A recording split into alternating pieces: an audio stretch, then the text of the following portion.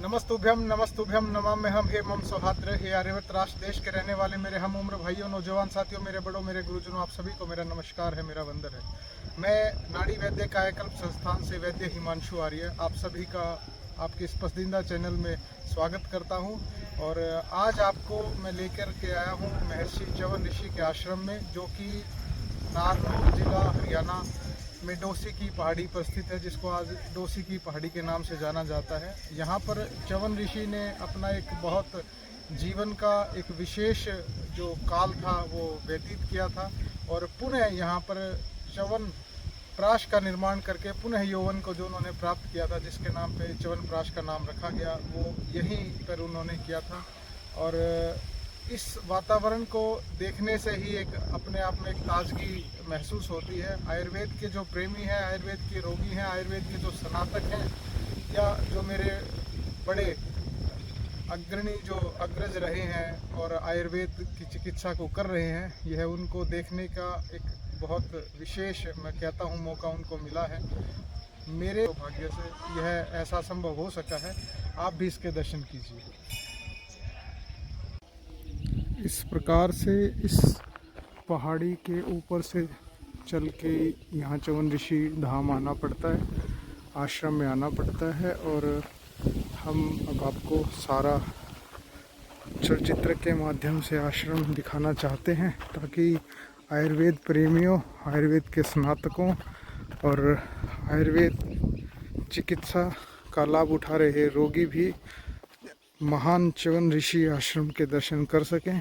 और यदि उन्हें मौका मिले तो वह ज़रूर एक बारी हरियाणा की डोसी की पहाड़ियों पर आकर के च्यवन ऋषि धाम आश्रम के दर्शन कर सकते हैं। यहाँ पर सूर्य की किरण के प्रथम दर्शन करते हुए मैं आपको बड़ का वृक्ष दिखाता हूँ, जो कि हमारी कई पीढ़ियों को इसने देखा है। और इतना भव्य विशाल बड़ का वृक्ष, आप भी उसके दर्शन कीजिए, जो कि कहीं ना कहीं हमारे च्यवन ऋषि के समय का रहा है। अब तक अपनी ताजगी से,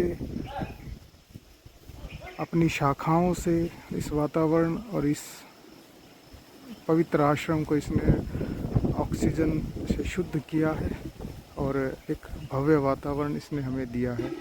और आगे चलते हैं, हम आपको च्यवन ऋषि आश्रम के दर्शन कराते हैं।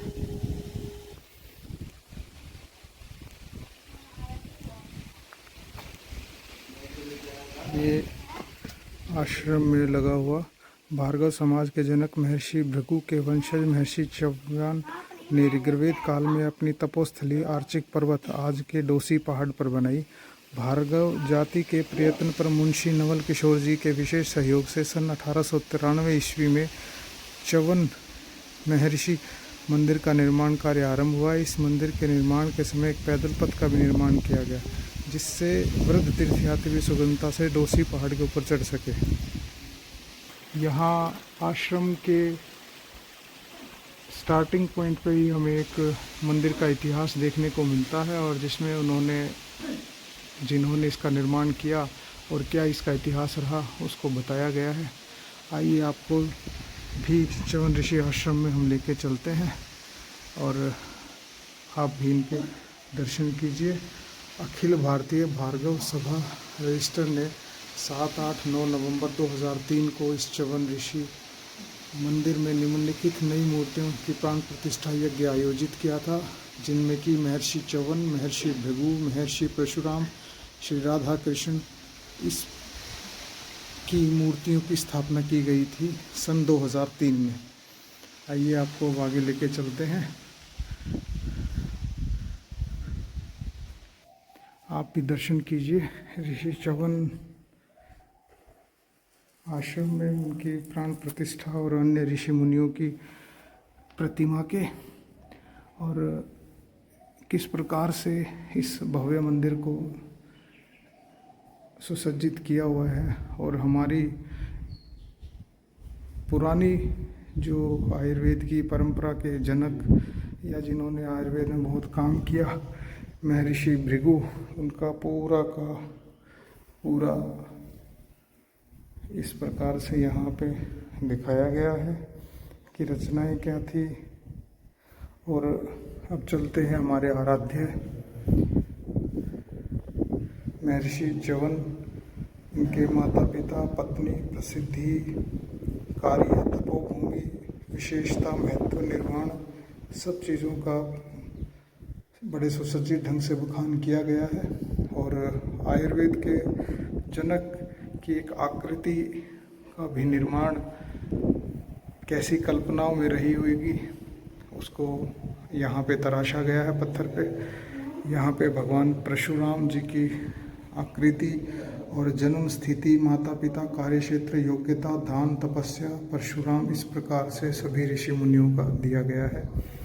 इस भव्य मंदिर के गर्भगृह में हम चल रहे हैं और यहाँ पे सहजोबाई जो थे उनका भी पूरा का पूरा विवरण बड़े सुसज्जित ढंग से दिया गया है। जो नहीं आ सकते, आयुर्वेद से जुड़े हैं, स्नातक हैं, आयुर्वेद के बहुत अच्छे जो एक्सपर्ट रहे हैं, मैं चाहता हूँ कि वो भी इन्हें देखें और क्या पता मेरे माध्यम से ही उस समय के हमारे महर्षि च्यवन को ये कल्पनाओं में ही सही कुछ आकृतियाँ सजो पाए मन में। तो यह च्यवन ऋषि मंदिर की पूरी आपको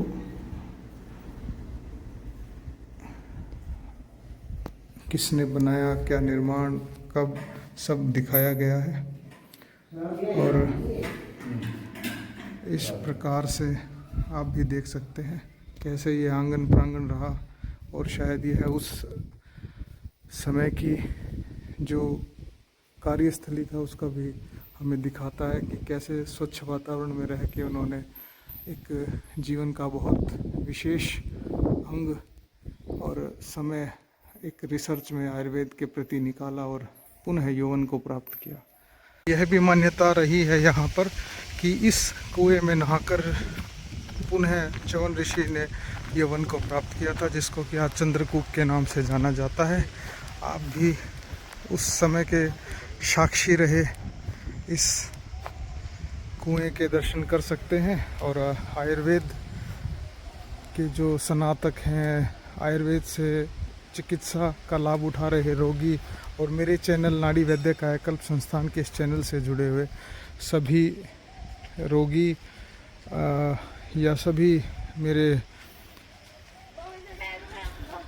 देश के वासियों, आप भी इसके दर्शन कर सकते हैं, इस भव्य पहाड़ी और इस भव्य आश्रम के, जिसको कि च्यवन ऋषि धाम से जाना जाता है। ऋषि च्यवन आश्रम में जहाँ पर यह वो गुफा है जहाँ पर उन्होंने तपस्या की थी। और ये आकृति जो आप देखने रहे हैं, ये शेषनाग की तरह आकृति बनी हुई है और इसमें अंदर गुफा है। यहाँ के स्थानीय नागरिक जो हैं उनसे हम एक बारी ब्यौरा लेना चाहेंगे कि इसका क्या इतिहास है और कहाँ तक वो इसके बारे में जानते हैं। आपको बहुत बहुत नमस्कार है हमारा सुबह की प्रातः वेला पे। आप हमारे दर्शकों को बताइए कि इसका क्या इतिहास है और जो भी आप जानते हैं इस बारे में। यहाँ पे साहब जो च्यवन ऋषि महाराज जी होया करते थे, वो यहाँ इस गुफा में तपस्या करा करते। ठीक है। और यहाँ जैसे दोपहर में शाम को बाहर आके विश्राम करा करते। ये शेषनाग है, अंदर गुरु जी की वो गुफा है, धूणा है अंदर, आपको दिखाते आओ।